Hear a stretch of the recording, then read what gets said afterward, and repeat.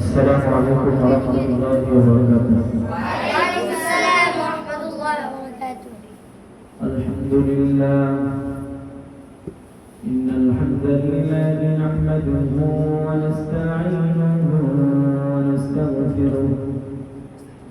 ونستغفره ونؤمن به ونتوكل عليه ونعوذ بالله من شرور أنفسنا ومن سيئات أعمالنا.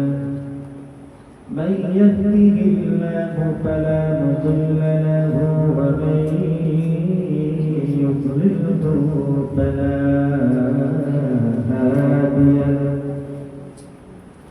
ونشهد أن لا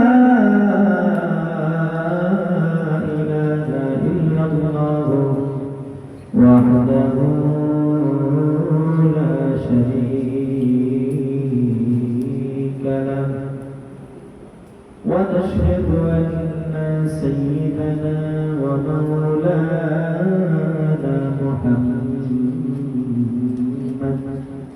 محمدا عبده ورسوله. أما بعد فقد قال الله تعالى في كلامه المجيد وفي فرقانه الحميد. أعوذ بالله من الشيطان الرجيم. بسم الله الرحمن الرحيم. وما أرسلناك إلا رحمة للعالمين. وقال تعالى في شان حبيبه ومحبوبه ومعشوقه مخبرا وآمرا: إن الله وملائكته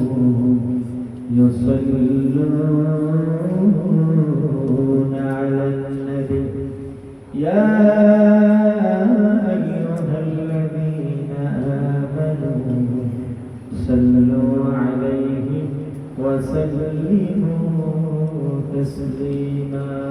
اللهم صل على سيدنا مولانا محمد وعلى آل سيدنا مولانا محمد. হাজার ব্যথা বেদনার পরে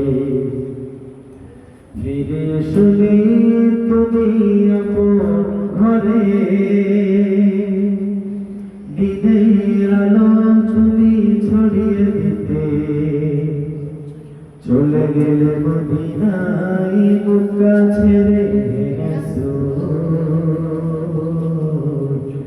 তোমাকে ভুলি আমি কেমন করে হে রাসূল। তোমাকে ভুলি আমি কেমন করে। হে না দিন পছারের কাজে নিজেকে দিয়ে ছবি নিয়ে তাইফের কাফেরেরা ছিল না সে আলো। দুষ্ট ছেলেদের পিছনে ডলে দিয়ে পাথরের আঘাতে ক্ষত বিক্ষত হয়ে সারা শরীর থেকে রক্ত ঝরে। হে রাসূল তোমাকে ভুলে আমি কেমন করে। হে রাসূল তোমাকে ভুলে আমি কেমন করে। চিৎকার করে মারহাবা। সময় পড়েছে, সকলে ভালো আছেন? সর্বপ্রথম আমি মহান আল্লাহ তাআলার দরবারে শুকরিয়া আদায় করছি যে মহান রব্বুল আলামিন আমাদেরকে সুস্থ রেখেছেন, ভালো রেখেছেন। ভালো রেখে তিনি এক মজলিসে কোরআন ও সুন্নাহর কিছু কথা আমাদেরকে শোনার মতো তৌফিক করে দিয়েছেন। সেজন্য আমরা সকলে মহান মনিবের দরবারে অন্তরের অন্তরস্থল থেকে সকলে কালিমাতে শুকর উচ্চারণ করি আলহামদুলিল্লাহ। সকলে বলে আলহামদুলিল্লাহি রাব্বিল আলামিন। আলহামদুলিল্লাহি হামদান কাসীরান মুবারাকান তাইয়িবান ফীহি লাকাল হামদু বিল ঈমান লাকাল হামদু বিল ইসলাম। আমরা সকলে আল্লাহ তাআলার প্রশংসা আদায় করি। আমরা প্রশংসা করলাম কার? প্রশংসা করব কার? সর্বদাই প্রশংসা করব একজনের, চিৎকার করে বলুন তিনি কে? খাওয়ার সময় প্রশংসা করব কার? ঘুমানোর সময়? চুরি করার সময় করব কার? চুরি করবো না তো আমরা। আল্লাহ তাআলা আমাদেরকে দুর্নীতিমুক্ত বাংলাদেশ দান করুক, শুকর বলুন আমিন। আমাদেরকে দুর্নীতিমুক্ত সমাজ দান করুক, বলুন আমিন। এখন আমাদের মাঝে যে মাসটা আছে সেটা হচ্ছে রবিউল আউয়াল মাস। কি মাস? আমরা জানি যে রাসূল সাল্লাল্লাহু আলাইহি ওয়াসাল্লাম রবিউল আউয়াল মাসে দুনিয়ার মধ্যে আগমন করেছেন, ঠিক কিনা বলেন? রাসূল সাল্লাল্লাহু আলাইহি ওয়াসাল্লাম রবিউল আউয়াল মাসে কেউ বলেছেন ৮ তারিখ, কেউ বলেছেন ১২ তারিখ। রাসূল দুনিয়ার মধ্যে সোমবার দিন, দুনিয়ার মধ্যে সুবহ সাদিকের সময় দুনিয়ার মধ্যে এসেছেন। সেই মাসটা আমাদের মাঝে আজকে বিরাজমান। আবার আরেকটা জিনিস বলতে হয়, এই রবিউল আউয়াল মাসের ১২ তারিখে আমাদের রাসূল দুনিয়া থেকে চিরতরে আমাদেরকে দিন করে দুনিয়া থেকে চলে গিয়েছেন। আমি আপনাদের মাঝে যে আয়াতটি তেলাওয়াত করেছি, ছোট্ট একটা আয়াত, আয়াতের একটা অংশ। এখানে আল্লাহ তাআলা বলেন ওয়ামা আরসালনাকা ইল্লা রাহমাতাল লিল আলামিন। আল্লাহ তাআলা বলেন আমি রাসূলকে প্রেরণ করেছি দুনিয়ার মধ্যে রাহমাতাল লিল আলামিন হিসেবে। সুবহানাল্লাহ। রাসূল সাল্লাল্লাহু আলাইহি ওয়াসাল্লাম কেমন রহমতের নবী ছিলেন। রাসূল যখন দুনিয়ার মধ্যে যখন আসছেন, আসার সাথে সাথে দুনিয়ার মধ্যে রাসূলের মুজিজা একের পর এক প্রকাশ হতে লাগলো। সুবহানাল্লাহ। রাসূল যার মাধ্যমে দুনিয়ার মধ্যে আসছিলেন, আব্দুর রহমান ইবনে আউফের আম্মা জানের হাতের মাধ্যমে। বুঝছো? তিনি বলেন আমি জীবনে মক্কার মধ্যে বহু ছেলে আমার হাতে আসছে, কিন্তু মুহাম্মদ যখন আসছে এটা ভিন্ন রকম একটা ছেলে। সে দুনিয়ার মধ্যে আসতে দেরি সাথে সাথে সুগন্ধ বাহির হইতে দেরি হয়ে গেছে। সুবহানাল্লাহ। সুবহানাল্লাহ বলবা না? সুবহানাল্লাহ। শুধু তাই নয়, তিনি বলেন অন্যান্য ছেলেরা তো দুনিয়ার মধ্যে আসতে খতনা করাতে পারে, কিন্তু মুহাম্মদ এমন একটা ছেলে, এমন একটা সন্তান যাকে আগ থেকেই খতনা করানো ছিল। সুবহানাল্লাহ।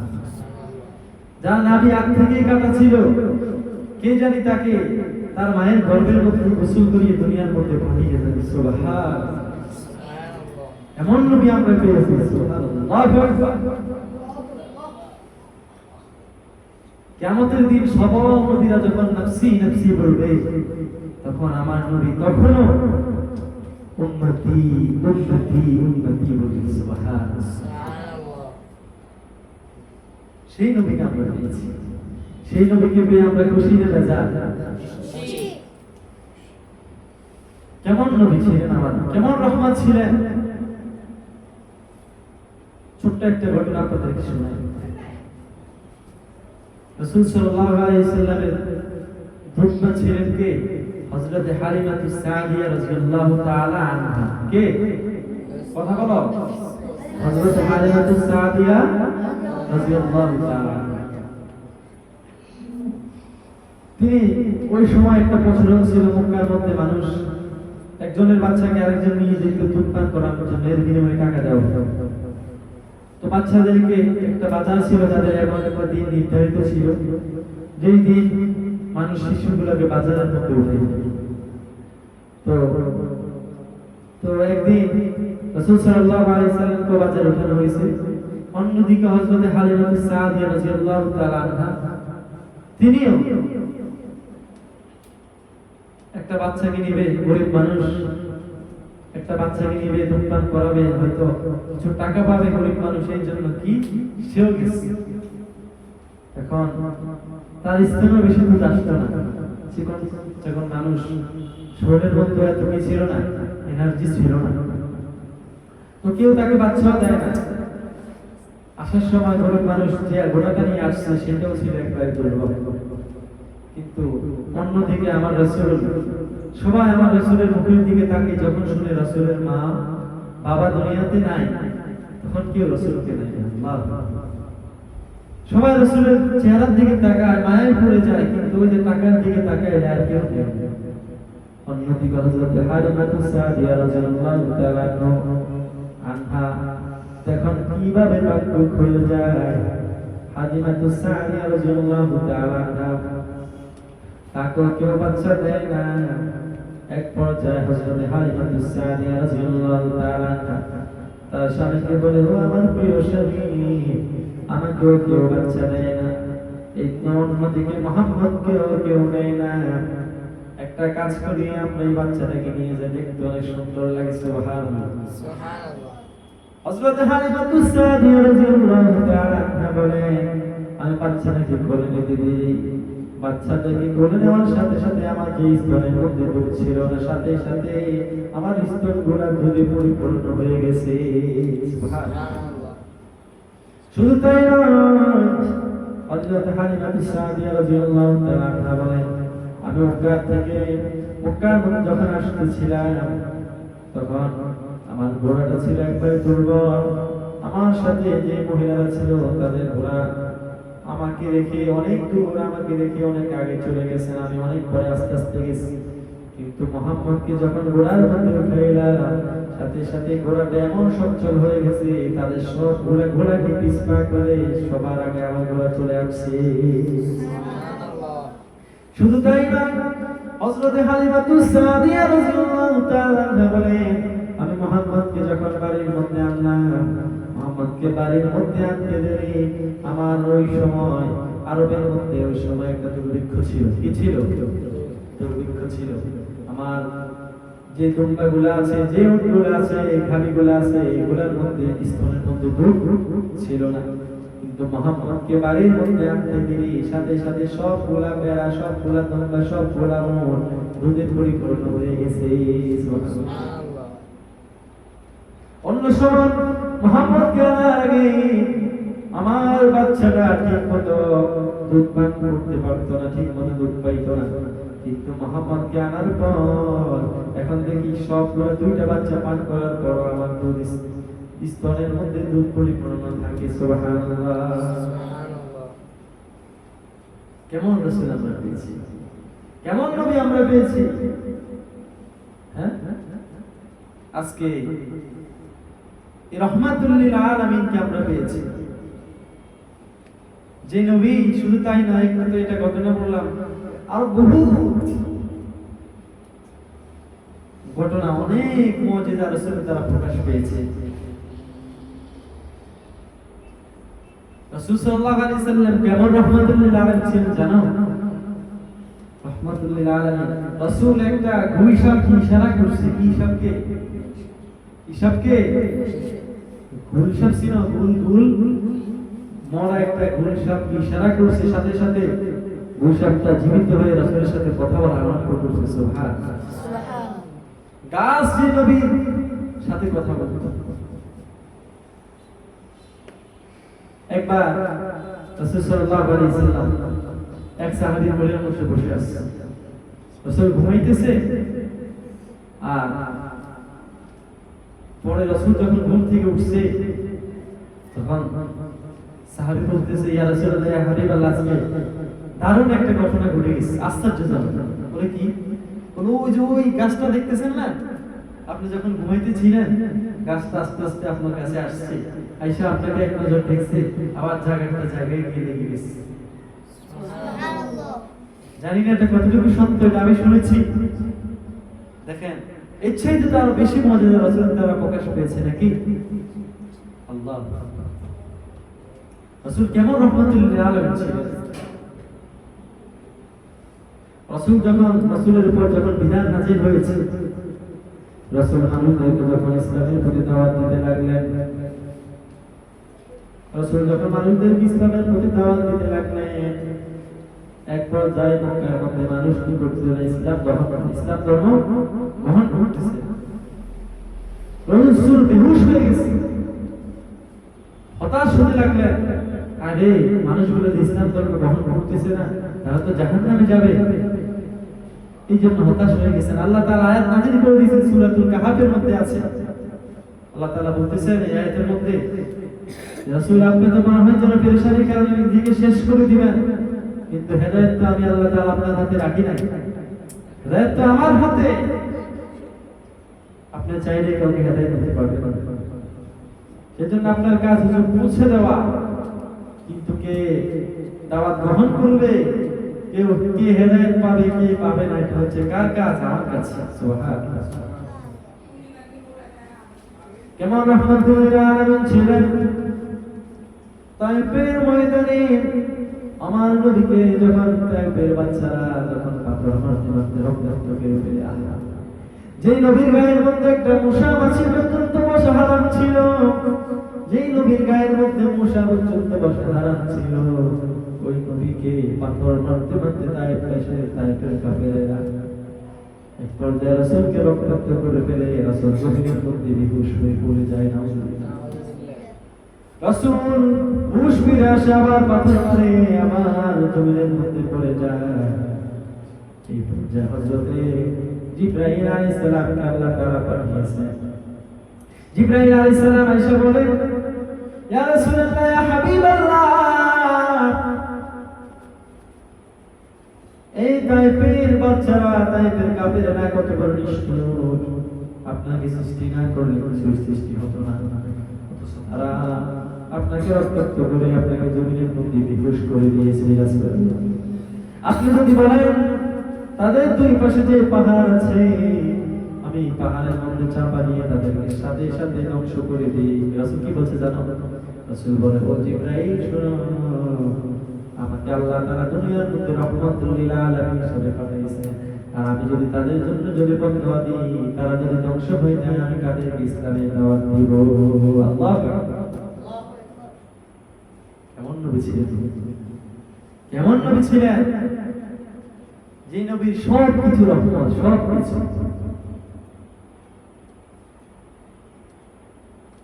আল্লাহ তাআলা নিজেই বলছেন, ওয়ামা আরসালনাকা ইল্লা রাহমাতাল লিল আলামিন।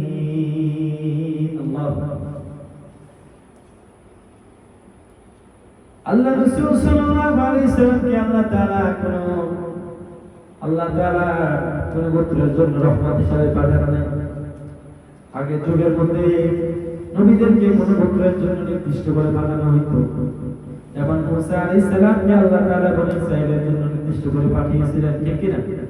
এরকম বিভিন্ন নবীদেরকে আল্লাহ তাআলা, যেমন লূত আলাইহিস সালামকে আল্লাহ তাআলা লূত সম্প্রদায়ের জন্য পাঠিয়েছিলেন, এবং সালেহ আলাইহিস সালামকে আল্লাহ তাআলা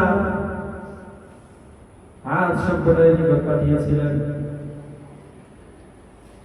এরকম ভাবে গালিবান আল্লাহ তাআলা এক নবীকে এক একজনের জন্য পাঠিয়েছেন, কিন্তু আল্লাহ তাআলা আমার নবীকে নির্দিষ্ট কোন গোত্রের জন্য পাঠান নাই, নির্দিষ্ট কোন এলাকার জন্য পাঠান নাই, নির্দিষ্ট কোন দেশের জন্য পাঠান নাই। আমার আল্লাহ তাআলা আর রাসূল সাল্লাল্লাহু আলাইহি সাল্লামকে পুরো পৃথিবীর জন্য রহমাতুল লিল আলামিন হিসেবে পাঠিয়েছে। সুবহানাল্লাহ। শুধু তাই নয়, রাসূলের জন্য রাসূল পুরো পৃথিবী মানুষের জন্য রাসূলের আশাটা যেমন রহমত ছিল, মাখলুকের জন্য রাসূলের আশাটা রহমত ছিল। আজকে আপনার রাসূলের আদর্শ থেকে আমরা বলতেছিলাম যে রাসূল সাল্লাল্লাহু আলাইহি সাল্লাম দুনিয়া থেকে আসার পর 40 বছর বয়সে রাসূলকে নবুয়ত দেওয়া হয়েছে। কয় বছর বয়সে? 40 বছর। 40 বছর। মূল ঘটনা যেটা সিরাজ, একটা আমাদের জিনিস বুঝতে হবে, মিলাদ এটা আলোচনা করা যায় কিন্তু তার উপর আমল করা যায়। সিরাত আলোচনা করা যায়, তার উপর আমলও করা যায়। রাসূলের 40 বছর জিন্দেগি, আল্লাহ তাআলা বলেন নাই যে রাসূলের জিন্দেগির উপর আপনি আমল করেন, তবে বাকি 23 বছর যে জিন্দেগি এটার উপর রাসূল সাল্লাল্লাহু আলাইহি সাল্লামের উপর আমল করার কথা আছে না না? আছে। আছে না না? আছে। রাসূল সাল্লাল্লাহু আলাইহি সাল্লামের উপর যখন কুরআন শরীফ নাযিল হইল, রাসূল সাল্লাল্লাহু আলাইহি সাল্লাম দৌড় দিয়ে ঘরের মধ্যে চলে গেলেন। রাসূলের গায়ের মধ্যে জ্বর এসে গেছে। হযরত আম্মা খাদিজা রাদিয়াল্লাহু তাআলা আনহাকে ডেকে বলে, ও খাদিজা, আমার গায়ের মধ্যে জ্বর এসে গেছে, আমাকে কম্বল দাও। রাসূল সাল্লাল্লাহু আলাইহি সাল্লামকে কম্বল দিলেন, তারপর রাসূলের গায়ে কাঁপ থামে না। সুবহানাল্লাহ। এবার বলে, খাদিজা আমাকে জড়িয়ে ধরো। যখন খাদিজা রাদিয়াল্লাহু তাআলা জড়িয়ে ধরলেন, তবু রাসূলের কাঁপ থামে না। খাদিজা রাদিয়াল্লাহু তাআলা আনহা তো জ্ঞানী মানুষ ছিলেন, তিনি বলতেছেন, ইয়া রাসূলুল্লাহ, ইয়া হাবিবাল্লাহ, ও নবী, আমি বুঝতে পেরেছি আপনার কোন জ্বর আসে না, আপনার কাঁপানি আসছে না, আমি বুঝতে পারছি আপনার উপর বুঝি আল্লাহ তাআলা নবুয়ত দিয়েছেন, এই জন্য আপনার কাঁপানি ছুটে গেছে। আপনি চিন্তার কোনো কারণ নাই, আমি সর্বপ্রথম খাদিজাই আপনার হাতে মুসলমান হয়ে গেলাম। সুবহানাল্লাহ। এবার রাসূল সাল্লাল্লাহু আলাইহি সাল্লাম যখন ঘরে মুসলমান হয়ে গেছে, এবার তিনি মক্কার যে পাহাড় আছে, মক্কার পাহাড়ের মধ্যে তিনি চলে গেলেন। মক্কার পাহাড়ের মধ্যে তিনি চলে গেছেন। চলে গিয়ে এবার মানুষদেরকে ডাকতে লাগলেন, ও আমার চাচারা, ও আমার আত্মীয় স্বজনে, আমার বন্ধুরা, কে কোথায় আছো, আসো। সবাই রাসূলের কথা শুনে সবাই দৌড় দিয়ে আসছে। আরে কি হয়েছে মুহাম্মাদের? সবাই দৌড়ে যখন আসছে, বল, মুহাম্মদ কি হয়েছে, তুমি আমাদেরকে ডাকছো কেন? রাসূল বলেন, আপনাদেরকে ডাকছি একটা কারণে। আচ্ছা, আপনাদেরকে আগে থেকে এসে করি, আপনারা তো আমরা আলামিন বলেন, আলামিন বলে বিশ্বাস করেন, আমাকে কেন বিশ্বাস করেন আপনারা? বলে, তোমাকে বিশ্বাস করি এই জন্য, তুমি এই 40 বছর বয়সে তুমি কখনো মিথ্যা কথা বলো নাই, কখনো কারো হককে মারি দাও নাই, কখনো কারো আমানতের খেয়ানত করো নাই, এই জন্য তোমাকে আলামিন বলে কি আমরা উপাধি দিয়েছি। বলে, চাচা, তাহলে আমাকে যদি আলামিন বলে মানেন, আমি যদি বলি পাহাড়ের ওই পথে একটা শত্রু দল আছে, আপনারা যদি যান, তাহলে আপনারা কি মেরে ফেলবে, আপনারা কি বিশ্বাস করেন? বলে, হ্যাঁ, অবশ্যই বিশ্বাস করি। রাসূল বলেন, যদি বিশ্বাস করেন তাহলে আপনাদেরকে বলি, আপনারা যে এগুলা করতেছেন, যে মূর্তিগুলা পূজা করতেছেন, এগুলা ঠিক না। একদিন দুনিয়া থেকে চলে যাওয়ার আগে আল্লাহ তাআলা আপনাদের নিকট আমাকে আখিরি জামানার নবী হিসেবে পাঠিয়েছেন। আপনাদের জন্য পরকাল জান্নাত জাহান্নাম আছে। আপনারা যদি আমাকে আলামিন বলি, আমাকে যদি রহমান, আমাকে যদি নবী হিসেবে যদি বিশ্বাস করেন এবং আল্লাহ তাআলা এক আল্লাহর উপর যদি ঈমান আনেন, তাহলে আপনাদের জন্য রয়েছে জান্নাত, আর নয়তো আপনারা জাহান্নামে যেতে হবে। এবার আবু লাহাব, উতবা, শাইবা সবার মেজাজ খারাপ আছে না নাই? সবার মেজাজ খারাপ হয়ে গেছে। মুহাম্মদকে এতদিন ভালোই না করছিলাম, এখন এই মুহাম্মদ আমাদের বাপ দাদা ধর্মের বিরুদ্ধে কথা আছে না না? আমাদের দেশের মধ্যে এমন রাজনৈতিক দল আছে না না, যে নিজের দলের জন্য ইসলাম পর্যন্ত বাদ দিতে রাজি হয়ে যায়, এমন দল আছে না না? আছে না না? আছে না না? আছে। অনেক লোক আছে দেখবেন, বলে ধর্ম যার যার উৎসব সভা, এমন ইসলাম বিরোধী, কোরআন বিরোধী কথা বলছে কি বলে না? গত 16 বছর বলছে কি বলে না? বলছে। আবার বলে লাকুদ্দিন ওয়ালিয়া দিন, এটা নাকি বুখারী শরীফে আছে। নাউজুবিল্লাহ কয় না? নাউজুবিল্লাহ। ধর্ম যার যার উৎসব সভা, এটা কি কখনো সম্ভব? জি না। আমি বলি যদি ধর্ম যার যার উৎসব যদি সবার হয় তাহলে বোন যার যার বাসরতে সবার হওয়া দরকার নাকি? তো সেটা তো মানো না। যাই হোক, সেদিকে আলোচনা করা আমার কথা না। যেটা বলতেছিলাম, রাসূল সাল্লাল্লাহু আলাইহি ওয়াসাল্লাম যখন তাদেরকে দাওয়াত দিতে লাগলেন যে আচ্ছা আপনাকে নবী হিসেবে বিশ্বাস করেন এবং আল্লাহর উপর ঈমান আনেন, তারা বলে তাব্বাল্লাকা ইয়া মুহাম্মদ আলী হাযা জামাতানা, হে মুহাম্মদ তুমি কি আমাকে এই জন্য ডাকছো? মুহাম্মদ তুমি ধ্বংস হয়ে যা, নাউজুবিল্লাহ। আলহামদুলিল্লাহ। এবার বলে মুহাম্মদ ধ্বংস হয়ে যা, তুমি এই জন্য আমাদেরকে ডাকছো। রাসূলের মনটা খারাপ হয়েছে কি হয় না? আমি আমার চাচাদেরকে দাওয়াত দিলাম, আমার আত্মীয় স্বজনকে দাওয়াত দিলাম, তারা তো আমার দাওয়াত গ্রহণ করলোই না, বরঞ্চ আমাকে মারার জন্য প্রস্তুত হয়ে গেছে। উল্টা বলে আমি ধ্বংস হয়ে যাই। আল্লাহ তাআলা রাসূলকে সান্ত্বনা দেওয়ার জন্য আল্লাহ তাআলা আয়াত নাযিল করে দিয়েছেন, হে রাসূল আপনাকে বলে দিলাম আবু লাহাব বলছে আপনি ধ্বংস হয়ে যান, আমি আল্লাহ তাআলা আবু লাহাবের জন্য আয়াত নাযিল করে দিলাম।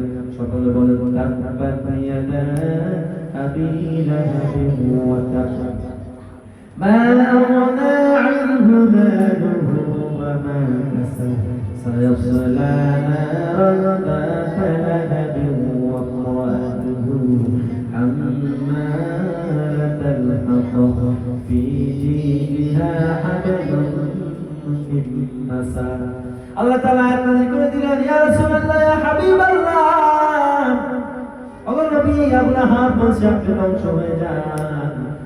আমি আল্লাহ তাআলা তো আবু লাহাব যেহেতু বলছে আমি তো আপনাকে কখনোই ধ্বংস করা সম্ভব না, ধ্বংস করব না, আমি আয়াত নাযিল করে দিলাম। আবু লাহাব আল্লাহ তাআলা আয়াত নাযিল করে দেন তাব্বাত ইয়াদা আবি লাহাব ওয়া তাব আয়াত। আবু লাহাব বলছে আপনি ধ্বংস হয়ে যান, আমি আল্লাহ তাআলা আবু লাহাবকে ধ্বংস করে দিলাম। সুবহানাল্লাহ। আবি লাহাব ওয়া তাব, আল্লাহ তাআলা বলেন আবু লাহাবের ধ্বংস। যখন আল্লাহ রাসূল সাল্লাল্লাহু আলাইহি ওয়াসাল্লাম এই আয়াতগুলো পড়তে লাগলেন, আবু লাহাবের দুই হাত ধ্বংস, মা না মালু মা কাসাব, তার ধন সম্পদ সন্তান সন্ততি তার কিছুই কাজে আসবে না। যখন ধ্বংস হয়ে যাবে তখন কিছুই কাজে আসবে না। এখন রাসূল যখন এই আয়াতটা শুনিয়ে দিলেন, আবু লাহাব দিছে একটা দৌড় দিয়ে বাড়ির মধ্যে গেছে। যাওয়ার পর তার স্ত্রীকে বলে মুহাম্মদ বলছে আমি নাকি ধ্বংস হয়ে যাব। আর মুহাম্মদ তো জীবনে মিথ্যা কথা কয় না, মুহাম্মদ আমারে বদদোয়া দিয়েছে আমি অবশ্যই ধ্বংস হয়ে যাব। তারাও জানে মুহাম্মদ যেটা বলে সেটা সত্যই বলে।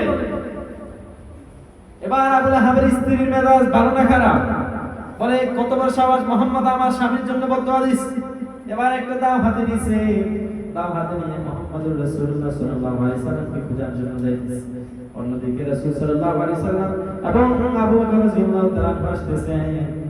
কেমন বোকার বোকা, কেমন কিভাবে দেখেন আল্লাহ তাআলা রাসূলকে বাঁচিয়ে দিয়েছে। রাসূলের পাশে আবু বকরের পাশে রাসূল, কিন্তু আবু রাসূল সাল্লাল্লাহু আলাইহি ওয়াসাল্লামকে দেখেন আবু বকর রাদিয়াল্লাহু তাআলা বলে আবু বকর মুহাম্মদকে দেখছি? বলে কেন? হ্যাঁ মুহাম্মদকে দেখছি তো কিছুক্ষণ আগে দেখছি। বলে কেন? বলে মুহাম্মদ বলছে আমি স্বামী নাকি ধ্বংস হয়ে যাব, আমার স্বামী নাকি ধ্বংস হয়ে যাবে, এই জন্য আমি মুহাম্মদকে খুঁজতেছি। আজকে যদি মুহাম্মদকে পাই তাহলে এটা দিয়ে মুহাম্মদকে মেরে ফেলবো না। আপনারা জানেন এত লম্বা ছিল কথা বলা আমার সময় নেই। অবশেষে আবু লাহাবের স্ত্রীকে আল্লাহ তাআলা কি ধ্বংস করে দিয়েছেন, ঠিক কিনা বলো? মাল সম্পদ তার মনের কাজে আসে না। এরকম ভাবে যুগে যুগে যারা ইসলামের বিরোধিতা করে আসছে, যুগে যুগে আল্লাহ তাআলা তাদেরকে ধ্বংস করছে কি করে না?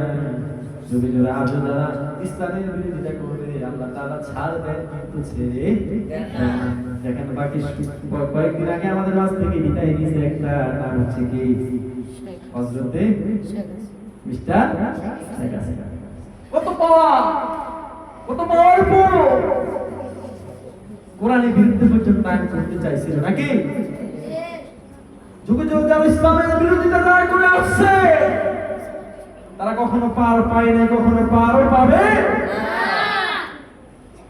ইসলাম থাকবে, ইসলামের বিরোধিতা যারা করবে তারা কখনোই থাকবে না, ঠিক কিনা বলো?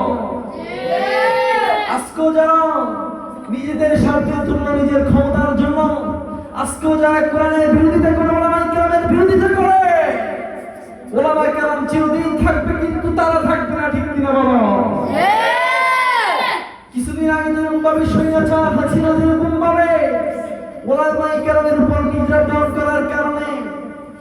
নিজে শুধু এইটুকু বলেছিল যে আমি লাস্ট একটা মানুষদেরকে জাতির উদ্দেশ্যে একটা বক্তৃতা দিই, সেটাও সময় দেওয়া তাকে হয় না, ঠিক কিনা বলো?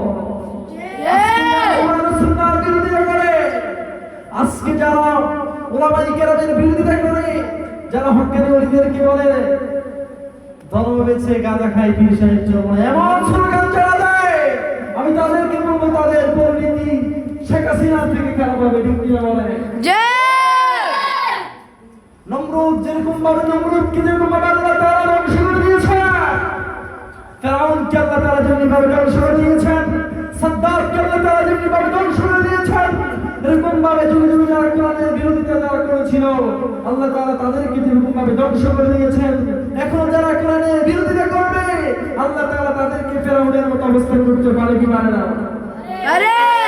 আল্লাহ আছে না নয়? এজন্য এখনো সময় আছে, সাবধান হয়ে যান, স্বৈরাচার হাসিনা থেকে শিক্ষা নেন। কোরআন ও সুন্নাহর বিরোধিতা করে নিজের স্বার্থের জন্য কোরআন সুন্নাহর বিরোধিতা করবেন না, হক্কানি আলেমদের বিরোধিতা করবেন না, আগুন দিয়ে খেলবেন না, আগুন দিয়ে খেলা সম্ভব না, ঠিক কিনা বলে? বলতেছিলাম রাসূল সাল্লাল্লাহু আলাইহি সাল্লাম যখন ইসলামের প্রতি দাওয়াত দিলেন তখন আবু লাহাব উতবা সাইবা সবাই রাসূলকে মানার জন্য প্রস্তুত হয়ে গেছে। যখন রাসূল দুনিয়ার মধ্যে আসছে তখন সবাই খুশি, কিন্তু সিরাত দিয়ে যখন আসছেন সবাই রাসূলকে মানার জন্য প্রস্তুত হয়ে গেছে, ঠিক কিনা বল? ঠিক কিনা? রাসূল যখন দুনিয়ার মধ্যে আসছে কেমন খুশি দেখেন, আপনাদেরকে আমি একটা মেসেজ দিই। রাসূল যখন দুনিয়ার মধ্যে আসছেন, রাসূল যখন দুনিয়ার মধ্যে আসার পর আবু লাহাবের দাসী যখন তার কাছে খবর নিয়ে গেছে যে আবু লাহাব ও আমার মুনিব আপনার একজন ভাতিজা হয়েছে, আব্দুল্লাহর ঘরে একটা কি হয়েছে, ভাতিজা হয়েছে, এই কথা খবর দেওয়ার সাথে সাথে সে খুশিতে তাকে আজাদ করে দিয়েছে। সুবহানাল্লাহ বলবেন না? সুবহানাল্লাহ। রাসূলের জন্য আবু লাহাব খুশি না বেজা? খুশি। আবু জাহেল খুশি না বেজা? খুশি। রাসূলের জন্য যদি খুশি হয়ে যদি জান্নাত পাওয়া যেত তাহলে আবু লাহাব জান্নাত পেয়ে যাবে, ঠিক কি না বলো? জন্মে খুশি হয়ে জান্নাত পাওয়া যাবে না, রাসূলের জন্মে খুশির সাথে সাথে সিরাতও মানতে হবে, ঠিক কি না বলো? আবু লাহাব রাসূলের জন্মে খুশি কিন্তু সিরাত মানে না, রাসূলকে মানে না, সে জান্নাতি না জাহান্নামী? আজকেও যারা বলে সিরাতের দরকার নাই, যারা বলে শুধু সিরাত মানলে চলবে, এটা সম্পূর্ণ ভুল কথা, ঠিক কিনা বলো? সম্পূর্ণ ভুল কথা কিনা? রাসূলের অন্যদিকে রাসূলের সিরাতকে মেনেছিলেন হযরত আবু বকর রাদিয়াল্লাহু তাআলা, ঠিক কিনা বলো? রাসূলের সিরাতকে মেনে হয়ে গেছেন জান্নাতি। অন্যদিকে আবু লাহাব মিলাদে খুশি হয়ে কিন্তু সিরাত মানে না, হয়ে গেছে কি জাহান্নামী, ঠিক কিনা বলো? সম্মানিত উপস্থিতি, বলতেছিলাম আজকে আমাদের সমাজের মধ্যে একটা ভুল কথা আছে, বলে সিরাতকে মাথায় লাঠি মারো, মিলাদকে ধরো, এটা সম্পূর্ণ ভুল, ঠিক কিনা বলো? সিরাত ধরতে হবে, যে সিরাতকে প্রতিষ্ঠা করার জন্য আমার রাসূল উহুদের ময়দানে বাংলার মোবারক শহীদ হয়েছে, ঠিক কিনা বলো?